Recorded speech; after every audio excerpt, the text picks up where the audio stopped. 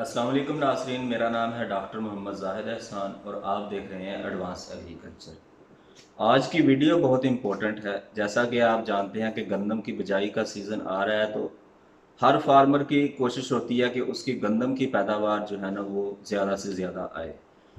और government of Punjab का जो गंदम का मुकाबला है उसके लिए भी वो क्वालिफाई कर सके। तो आज मैं आपके गोशगुजार कुछ सिफारिशात करूंगा जिन पर अमल करके आप उस मुकाबले में अच्छा पार्टिसिपेट कर सकते हैं, और अगर वाकई आपने उन सिफारिशात पर अमल दरामद किया तो हो सकता है कि आप वो मुकाबला जीत भी जाएं। तो कुछ आसान आसान सी चीज़ें हैं, लेकिन आपने उन्हीं को फॉलो करना है, उसी के मुताबिक आपने गंदम की बिजाई और उसकी मैनेजमेंट करनी है। देखें, हमारा एग्रीकल्चर मुल्क है और गंदम हमारी स्टेपल फूड है। स्टेपल फूड से मुराद है कि हर बंदा ही गंदम खाता है, और गंदम के बगैर हमारी खुराक जो है वो मुकम्मल नहीं होती। लेकिन पिछले कुछ सालों से हमारे ये हालात हैं कि हम हर साल गंदम जो है वो इंपोर्ट करते हैं। कभी हम रशिया के पीछे भागते हैं, कभी हम यूक्रेन के पीछे भागते हैं कि हमें गंदम दे दे, हमें अपनी खुराक की ज़रूरियात। तो ये बड़ी सोचने वाली बात है और इस पे बड़ा गौर करना चाहिए कि हम अगर हमारे गंदम पे ये हालात है कि गंदम भी हमें इंपोर्ट करनी पड़ जाए, तो बाकी जो फसलें हैं वहाँ हम कहाँ खड़े हैं। ना हम दालें इतनी प्रोड्यूस कर सकते हैं, दालें इंपोर्ट करते हैं, प्याज टमाटर तक हमें इंपोर्ट करने पड़ जाते हैं।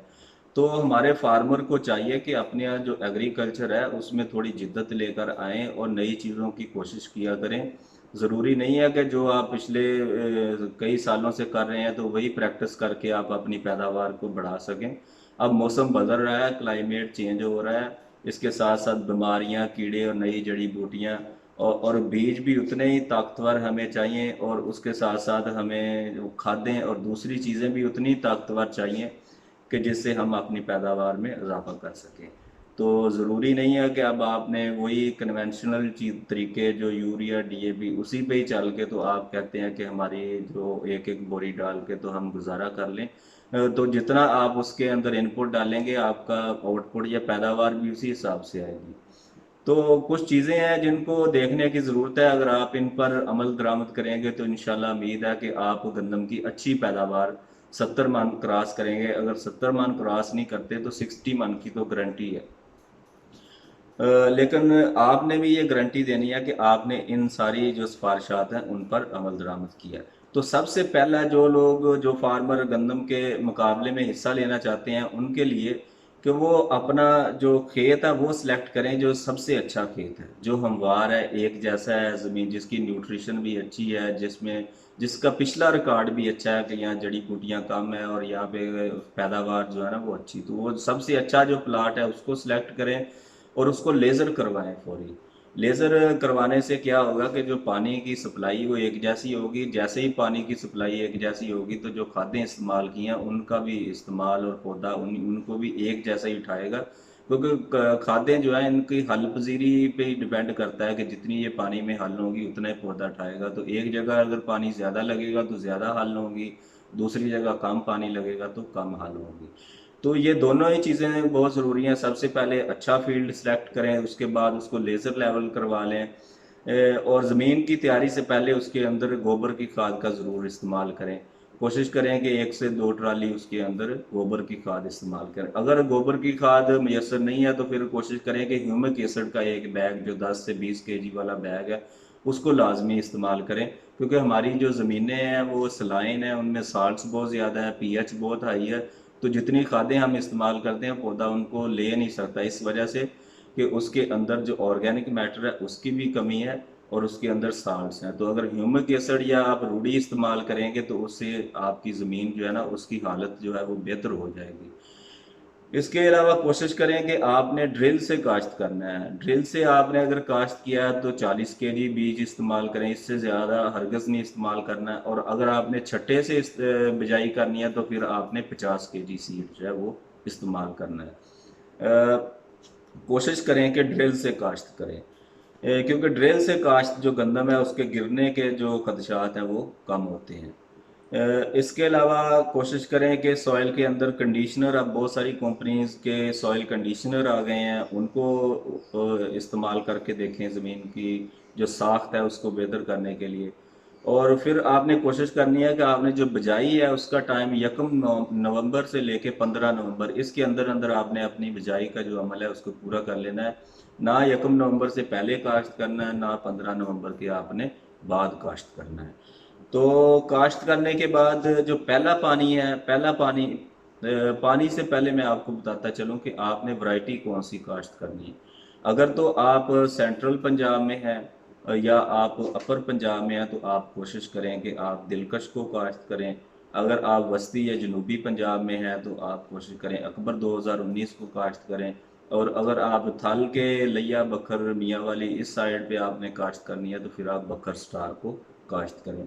अगर ज़मीनें पक्की हैं, बहुत ज़्यादा क्लेई हैं, तो फिर आप उसी के हिसाब से वैरायटी को चेंज भी कर सकते हैं। लेकिन जो मौजूदा वैरायटीज़ है ना, ये तीन टॉप पे जा रही हैं, आप कोशिश करें कि इन्हीं में से सिलेक्ट करें।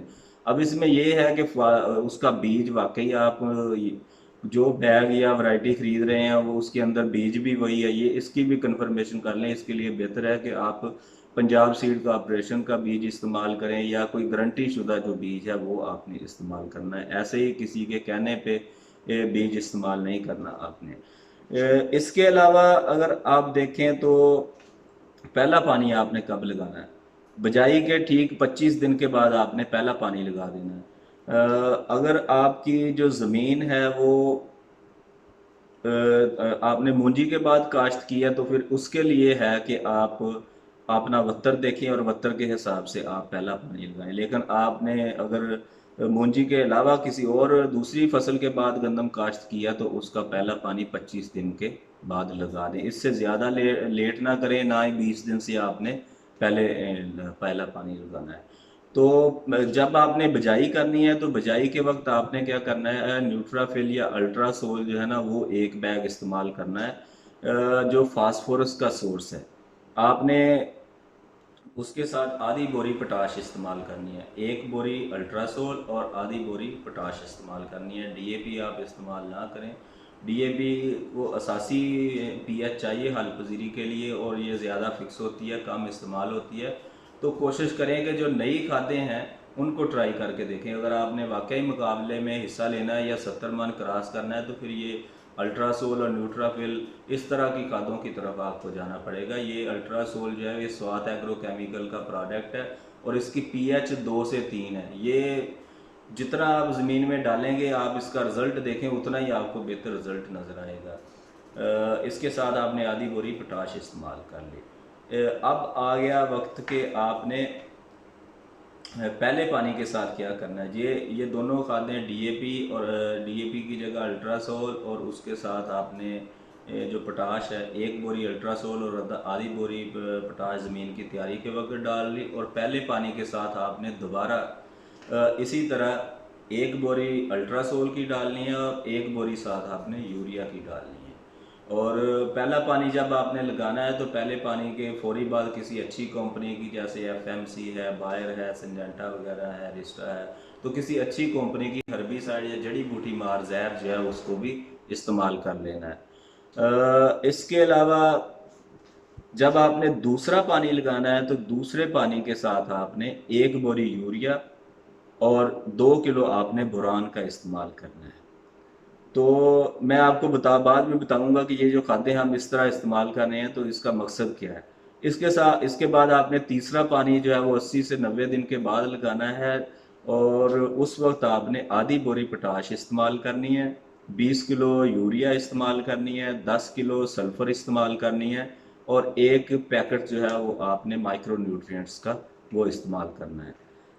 इसी तरह अगर आपकी फसल जो जब वो बोब की हालत में जाएगी तो उस पर अगर आप देखें कि उसके पत्ते काले या गहरे भूरे रंग के होने शुरू हो गए हैं तो बाज़ दफ़ा जब मौसम की ख़राबी होती है तो उसके बारिशें या इस तरह का कोई भी टेम्परेचर जो बहुत ज़्यादा कम हो जाए तो वो फंगस की बीमारियां, रस्ट और स्मट वगैरह जो है ना वो गंदम पर अटैक करती हैं। तो उसके लिए बेहतर है कि आप किसी अच्छी कंपनी का एक फंजीसाइड जो है उसका स्प्रे फैब्रिक के अंदर कर दें। तो उससे आपकी जो फसल है वो बीमारियों से बच जाएगी। ये तेला वगैरह जो है इसकी स्प्रे की ज़रूरत नहीं है। अगर बहुत ज़्यादा हमला हो तब स्प्रे करें, अगर हल्का फुल्का हमला हो तो स्प्रे की ज़रूरत नहीं है। और अगर आपने बिजाई के वक्त बीज को कोई जहर लगाया हुआ है तो फिर भी आप ये तेले के अटैक से बच सकेंगे। इसी तरह आखिरी पानी आपने कोशिश करनी है कि 15 मार्च से पहले पहले अपना आखिरी पानी लगा लें। उसके साथ जब आपने आखिरी पानी लगाना है तो लिक्विड पोटाश जो है ना उसका आपने इस्तेमाल करना है, किसी अच्छी कंपनी की लिक्विड पोटाश लेकर तो उसको आपने फ्लड करना है। तो जो मैंने चीज़ें आपको बताई हैं इन पर अगर आप अमल दरामद करेंगे तो आप गंदम की जो पैदावार है वो 70 मन इंशाल्लाह क्रॉस करेंगे। उसमें ये है कि जो हमारी पहले हम डीएपी वगैरह इस्तेमाल करते हैं वो फिक्स होती है और पौधा उसको उठा नहीं सकता क्योंकि उसकी पीएच बहुत ज़्यादा है। जो तेज़ाबी खादें अब नई जैसे अल्ट्रासोल वगैरह है इसकी पीएच 2 से 3 है और ये फास्फोरस का एक अच्छा सोर्स है और डीएपी की ज़रूरत नहीं रहती पौधों को। एक बैग ये आप इस्तेमाल करें और साथ आप आधी बोरी पोटाश इस्तेमाल करें जब आपने ज़मीन की तैयारी करनी है। इसी तरह क्योंकि जो डीएपी या फास्फोरस है ये जड़ की मजबूती के लिए बहुत ज़रूरी है। पौधा जब शुरू में जड़ अच्छी बनाएगा तो इसी तरह उसकी बढ़ोतरी, ग्रोथ और पैदावार का दारोमदार ही सारा जड़ के ऊपर है क्योंकि जड़ ने ही ज़मीन से पानी और न्यूट्रिएंट उठा के पूरे पौधे को सप्लाई करने हैं। तो इसके साथ आपने बोरान, जब आप गोब की हालत में अप्लाई करें, बोरान अप्लाई करेंगे तो बोरान क्या करेगा कि जो दाने, अगर आप सिट्टा देखें तो उसके सेंटर में दाने बड़े अच्छे सेहतमंद होते हैं से, और ऊपर वाले हिस्से में भी और बेस में नीचे भी जो दाने हैं ना वो मोटे नहीं होते और फिलिंग भी ऊपर के तो 5-7 दाने उनकी फिलिंग भी नहीं होती। तो ब्रान का काम ये है कि ब्रान जो है ना वो फर्टाइल करता है, पोलन को फर्टाइल करता है और पूरे सिट्टे के अंदर एक जैसे दाने बनते हैं और उनकी बराई भी अच्छी होती है। और पोटाश जो है, पोटाश पौधे के अंदर जितनी भी खुराक है उसको ज़ाया नहीं होने देता और वो सारी की सारी खुराक को उठा के दाने के अंदर मुंतकिल करता है। जिंक पौधे को गिरने नहीं देता, उसकी जो ज़मीन के अंदर बाकी जो पौधा खुराक उठा रहा होता है जैसे नाइट्रोजन वगैरह तो उसको भी बैलेंस में रखता है। बहुत ज़्यादा पौधे को लंबा नहीं होने देता, उसके तने को मजबूती देता है। तो जिंक जो है वो भी बहुत ज़रूरी है। और जो लास्ट पे 15 मार्च के साथ आपने पोटाश फ्लड करनी है तो पोटाश का ये काम है कि जो जितनी भी खुराक है वो 15 मार्च के बाद पौधे ने वो सारी की सारी ग्रेन के अंदर लेके जानी है। तो अगर उसको 15 मार्च, अगर आप देखें तो मार्च के महीने में टेम्परेचर भी हमारा अक्सर जो शूट अप कर जाता है, बहुत हाई हो जाता है। तो उस टेम्परेचर या गर्मी की शिद्दत के असर को कम करने के लिए भी पोटाश जो है वो बहुत ज़रूरी है, वो पौधे को ठंडा रखती है। इसी तरह सल्फर, सल्फर का भी यही काम है कि वो सल्फर, क्योंकि ये प्रोटीन का बहुत अहम सोर्स है और गर्मी ज़्यादा पड़ेगी तो पौधे के अंदर जो प्रोटीन है वो उसकी तोड़ फोड़ होती है और पौधे का खुराक बनाने का अमल उसी वक्त रुक जाता है। तो सल्फर और पोटाश जो है ना ये पौधे को गर्मी की शिद्दत से भी बचाती हैं और पौधे के अंदर जो मौजूद बाकी खाद्य हैं उनको भी पौधे को अवेलेबल करती हैं ताकि वो इस्तेमाल कर सकें। और जो सल्फर है वो तो ज़मीन की पीएच को भी कम करता है क्योंकि एसिडिक होता है। तो जो डीएपी वाली या फास्फोरस की खाद है उसकी अपटेक को भी वो बढ़ाता है।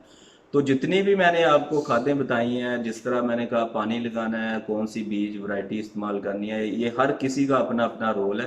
तो आपने कोशिश करनी है कि इन सारी सिफारिशात पर आप अमल करें। इंशाल्लाह उम्मीद करता हूँ कि आप इन पर अमल करेंगे और आपकी गंदम की पैदावार जो है ना वो इस दफ़ा बेहतर आएगी। मिलते हैं किसी और वीडियो में किसी नए टॉपिक के साथ। अगर आपको हमारा चैनल, हमारी वीडियोस पसंद आती हैं तो इसको सब्सक्राइब करें और अपने दोस्तों के साथ भी शेयर करें ताकि उनका फ़ायदा हो। वीडियो देखने का बहुत शुक्रिया। अल्लाह हाफिज़।